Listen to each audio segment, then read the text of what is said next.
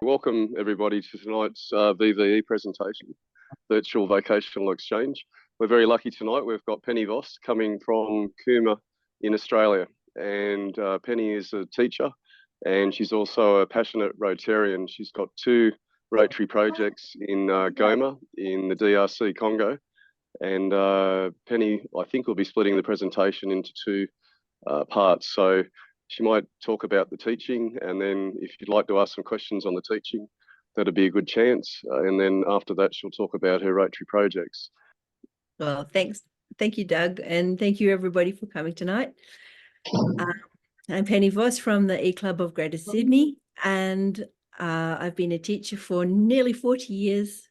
And the first part of my talk is about my teaching career, and the second half will be about what I do now. Now I only do a little tiny bit of teaching, and I mostly am involved in overseas aid. My story in Australia starts in Perth here. I was actually conceived in Kenya, born in England, and when I was 3, my parents moved to Perth, and that's where I was for most of my education.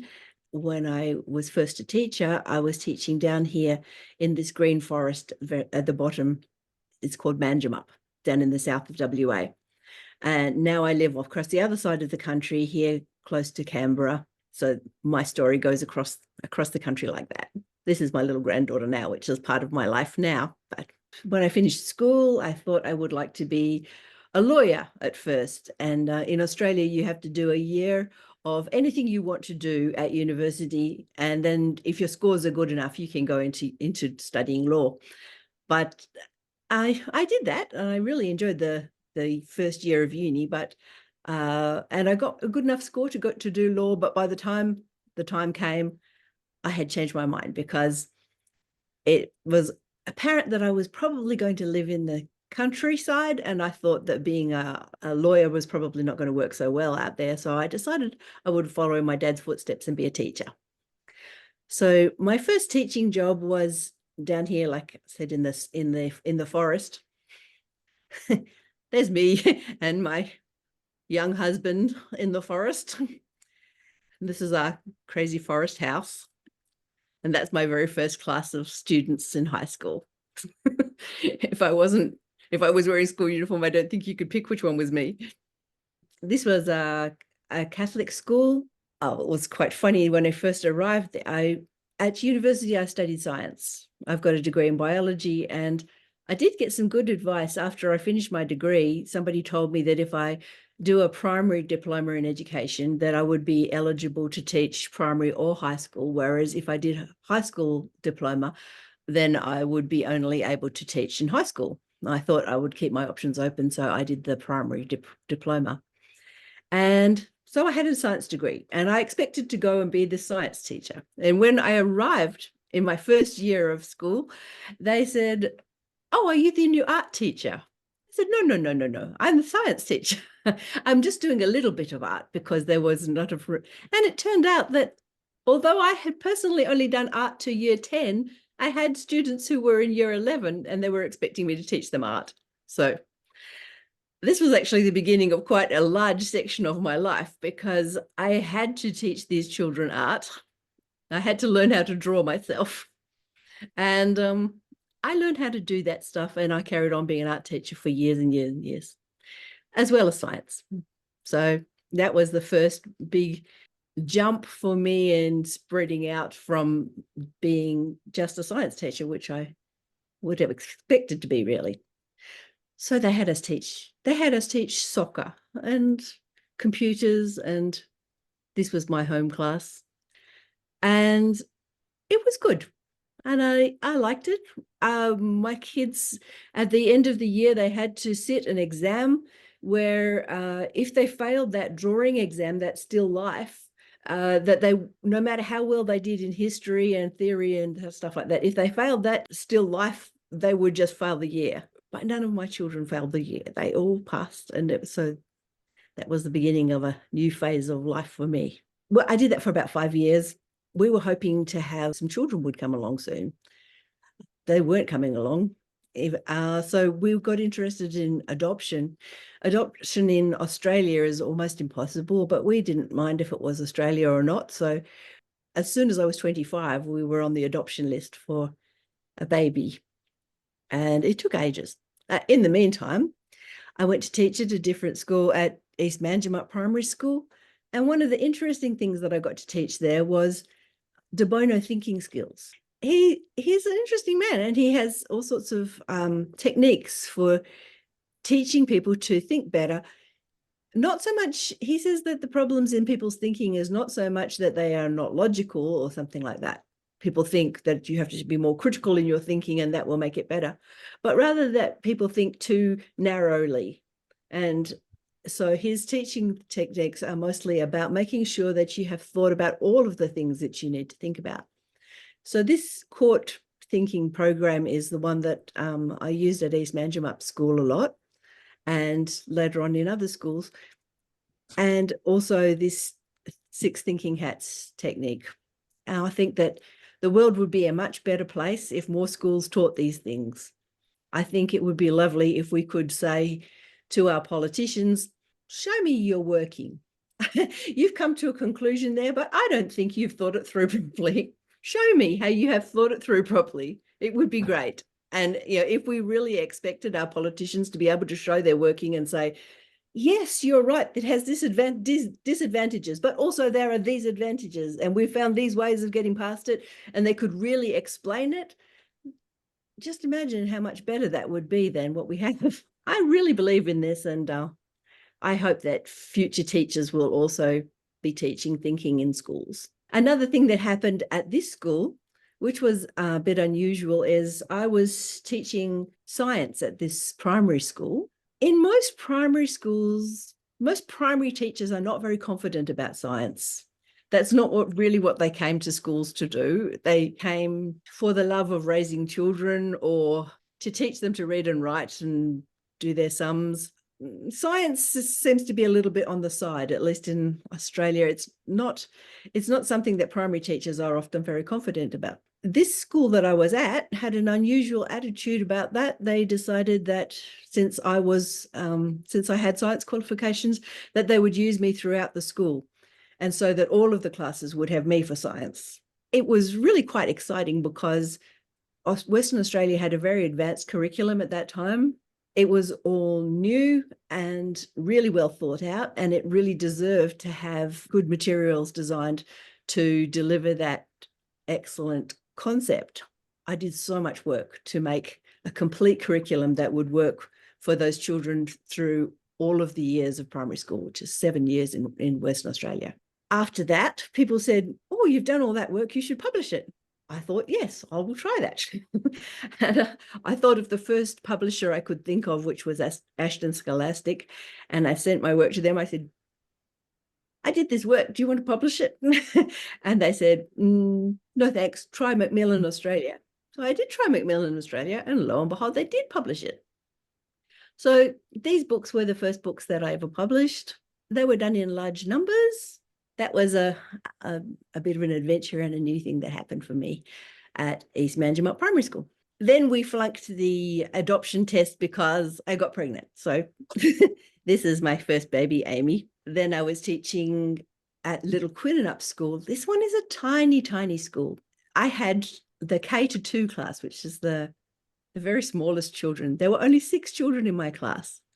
And in my tiny class of 6 children, I actually had a teacher's aide, and all the parents all wanted to come and do parent help. I had to schedule them off so that there was some time for the children to actually hold their own scissors. Like, go away, leave them to it. It was a very unusual situation.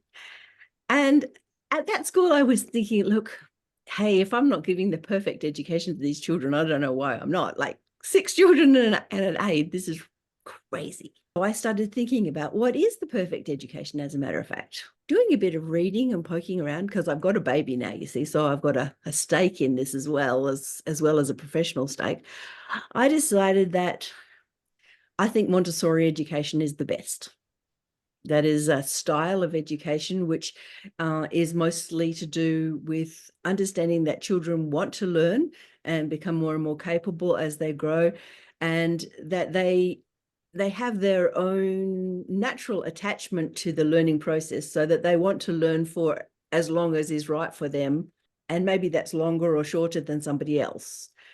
So Montessori schools are set up with lots and lots of materials that are intrinsically educational, and the children can have access to those things. The teacher's guide is to watch them, give them a little bit of advice here or there, keep records of where they're up to, and keep providing stuff. But and also to teach them to behave well and to share nicely and take turns. And so I did some more learning in order to become qualified to be a Montessori teacher. Of course, there wasn't a Montessori school down in the forest where we lived. That was a bit of a call to come back to Perth. Also, my husband thought he would like to become a vet, so he wanted to go back to study. My parents were still in Perth, so there were reasons to go back to Perth. I did look for jobs in a Montessori school, but there wasn't anything at the time, so I took a job at the Foothills Alternative High School. This is me being an art teacher. At this school, it is true that most of the children had been kicked out of somewhere else. They were not intrinsically, they did not think of themselves as being good students. But in a way, that really caused us to work very hard at having an engaging curriculum. We were a great team at that school. We thought really hard about what we do and how we would do it to make these young people feel that their education was worth something to them. This is a project, an interesting project we had. This here is a numbat. It's a stuffed numbat. It's a West Australian animal. It lives only in West Australia, nowhere else. We used this numbat as a thing because our little tiny private school really needed to have more publicity. We didn't have a big budget for publicity. Our school did have quite a high interest in community involvement and participation and service. In fact, community service was something that we were interested in. And so I created this little clay numbat because I'm teaching ceramics at this stage. The students, we designed a mold and had a way of mass producing them and painting them up. And the students were painting them up and we were selling them to make money for the numbat breeding program at Perth Zoo. That was interesting. Afterwards, we decided that we wanted to sell them in nice little boxes. So we reached out to the prison system and had people in the jails making the fancy little boxes to put the numbats in so that we could sell them for more money and make more money for the numbats at the zoo. Something that not everybody does anyway. This school had a request from a school in Japan. They wanted to come and visit us and spend a couple of weeks with us, and in return they would host us if we wanted to send students back to them. So this is our Japanese visitors who came and stayed billeted out in our classrooms with our students. And for 2 weeks, we took them around the place and showed them the sights of Perth and also showed them what we learn in our schools. That was a nice experience for everybody. This is my little ones at that stage, celebrating the Japanese visitors. You can see I did actually get around to adopting a little child from Korea. This is my Heidi. We got Heidi when she was 3 months old. She's Korean. And then number 3 came along, well, just like that. The next year, number 3 came along with me because it was our turn to go to Japan and none of the other teachers wanted to go. Crazy people, they didn't want a free trip to Japan. Would you believe it? I said, look, I'm obviously not the ideal choice. Like, what a baby, for heaven's sakes. But if nobody else wants to go to Japan, I want to go to Japan. So only these 2 students wanted to go and no other teachers. So the 3 of us went to Japan with the baby. At Foothills, the Foothills school had a very big camping program, and that was quite an interesting thing. In the first year of high school, the children went to a camp where there were little cottages and they slept in beds. In the second year, they slept in tents like this. And in the third year, they hiked for 2 weeks with everything that they were going to use in their backpacks. And this was like a little progress of, towards self-sufficiency. I did a couple of cycles of these in the time that I was at that school. Also, we started every school year with a 1-week camp was the very, very first thing. So even before they came into the classrooms, they started with a camp that was considered to be a way to meet the young people as people and for them to meet the teachers as people before the more formal kind of arrangements. This is Heidi. she came along on the camp. It was my work to go, but I took her along as well. And these are some of the traps that we were catching creatures in to tag them or to check their population levels. Oh, we had a community radio station at the Foothills School. Also, it only broadcast a certain way. It mostly went to the old people's home up the street. So, but we ran the radio station, and it was an interesting experiment in empathy, because we were teaching these children to think of what would the old people like to hear. It's not what they would like to hear. It was what they would like to hear. It was good training for them to think about that. And one time I took our kids there. They all had their black clothes on and their black desert boots, and they thought they were so tough. And I took them into the old people's home, and somebody called out, "Oh, look, children." It was adorable. These teenagers did not think they were cute children, but to the old people they were. This is the school where my children were attending at this time, and that's my Amy there in the middle. It's the Riverlands Montessori School. Because I was pregnant with the little one, I must have gone a little bit out of sequence here. They were teaching Esperanto as a first foreign language to the children at Riverlands School. I had not heard of it before, so I was sort of surprised that this is what my children are learning. And they offered a class for parents to come along to support the learning of their children. Because I was pregnant, I was not working as full-time as I would have been. So I had time to go along to this class. One of the things that the teacher showed me is a whole heap of beautiful magazines, which came from Korea. And they were beautiful colored magazines in Esperanto. And I thought to myself, this is an interesting opportunity. Because I had been thinking about my little Korean baby and whether she should learn Korean.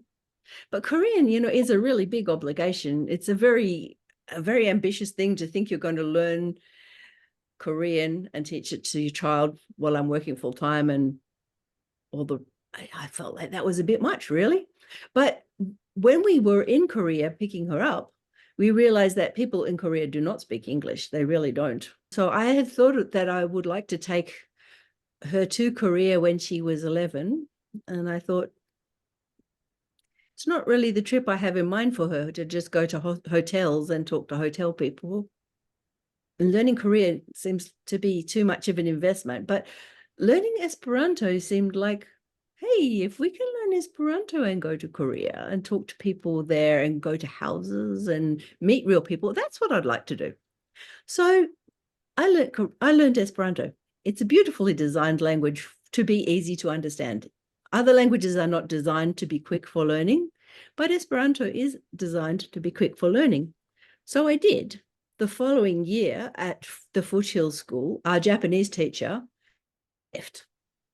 And we had a little think about, do we need another Japanese teacher, or should we use this opportunity to change languages? Well, we did a thing that's very, very unusual. We actually thought about, why do we teach a foreign language at all? We had some reasons. We wanted to teach a foreign language so they would be better at English, so that it would be good for their self-esteem, so that they would be more kind to other people who are speaking English as a second language. They would understand what effort is involved in doing that. We wanted them to improve their grammar.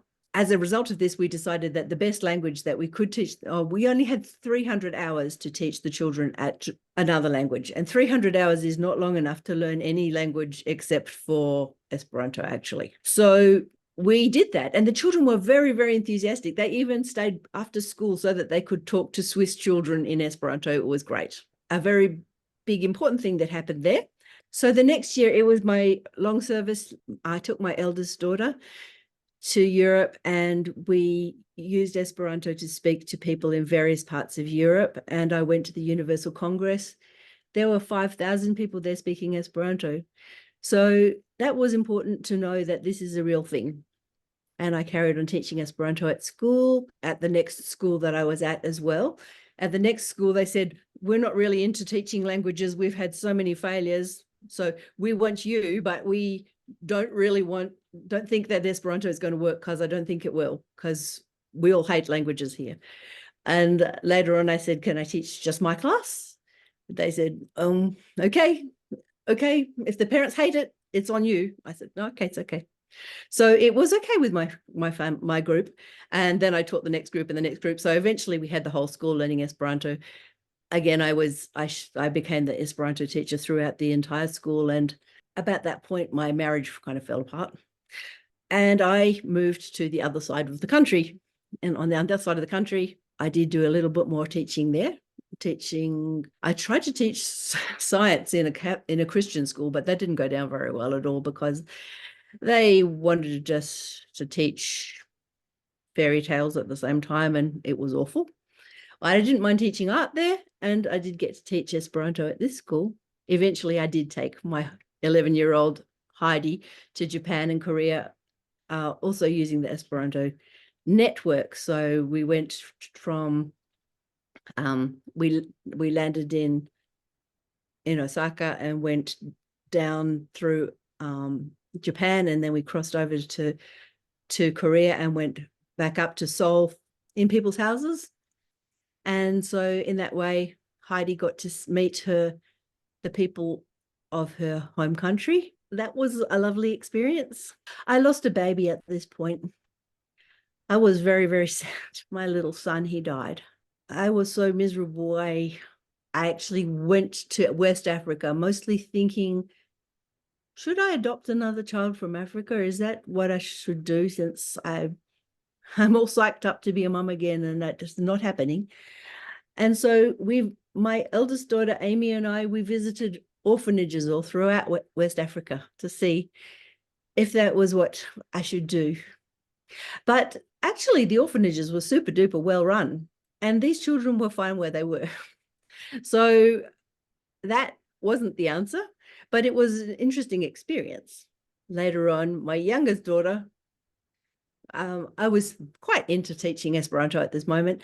I got invited to teach Esperanto for a whole month in the Chinese island of Hainandao, and I was teaching the students who came from Mongolia. So they didn't speak English, and I certainly don't speak Mongolian, but for a month I taught them how to speak Esperanto just by direct method. This is my daughter, and this is my partner at the time. As a result of that, I wrote another book. This is my biggest book, my biggest achievement. I illustrated this one myself, and it is a complete book that allows a teacher who doesn't speak Esperanto to teach it to fluency, so that if you could just follow the book, and by the time you get to the end of the book, 40 weeks worth of work, both the children and the teacher can speak Esperanto. I think this is a really good strategy for Australia, that in Australian primary schools that we should all do that. At the moment, we have a very messy kind of a system where we learn all sorts of languages, but mostly just a little scrap of them. And often it chops and changes. And so you get kids who can count to 10 in 3 languages, but so what? We have almost nobody gets to be functionally bilingual in Australian schools. This is something that we could do so that everybody is functionally bilingual by the end of primary school, and then chooses another language after that. At this stage, big universities in Australia announced a crisis in language education at this time. That's about 2010.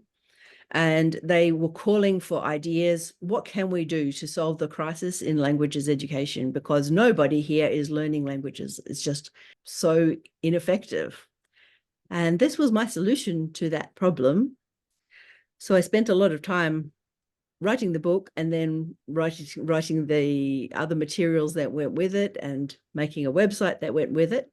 That's the end of first part. Penelope, thank you for your presentation. Appreciate your time and preparation.